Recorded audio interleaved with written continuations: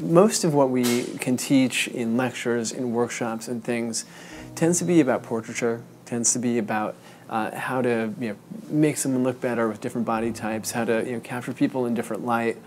And the thing is, for most wedding photographers, that is, first of all, a very small percentage of the wedding day. Even people who specialize in portraiture, in most weddings, maybe they're spending 10% of the wedding day actually taking portraits, and most of the times they're documentarians.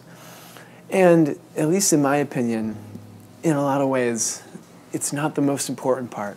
Portraiture is actually the only thing that can be done in a different day, and a lot of cultures actually do all the portraits long before the wedding. So when we're talking about what does it mean to be a wedding photographer, first of all, we gotta say, like, well, what does it mean to have a wedding? Weddings are these crazy combinations of some things that are transcendent, dealing with things like, wedding rings that is something that's thousands of years old.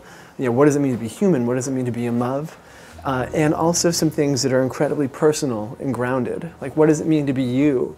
What does your individual relationship mean, and how does that differ from other people? And those play out in moments. How do we focus on these moments, and how do we anticipate them? Because, of course, if you get ready to take a photo when the moment happens, by the time it processes through your brain, the moment's over. And so the first thing, a practical step, is to find your background, right? Find your background, find your light, find where the moment, it looks like this is a moment that could happen here. Where's the background going to be right so that when this happens, I'm not having trees sticking out of somebody's head, or the light's not right?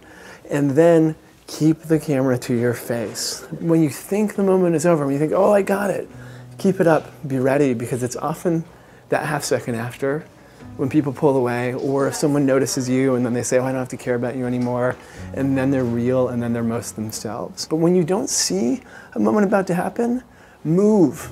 Move until it does. I care so much more about the moment than about it being critically sharp, than about it having the perfect depth of field, anything like that, for very simple reasons. What you're doing with a moment is to try and create something that's meaningful. And if you just think for a second, I'm sure everyone can think back and just say, are there photos from my childhood or any photo that is so important to me that if I lost this photo, it would be the single photo would be devastating? I can think of them, probably everyone can. And then when I ask people this and say, okay, how good a photo is it? How sharp is it? What's the depth of field like? What's the composition like? In many cases, it's some old, blurry, snapshot photo that was taken by their parents, but it's about something that illustrates something that they love. And that, in the end, is more important. The easiest part of photography is actually clicking the shutter. The hard part is getting where that great moment and great photo happens.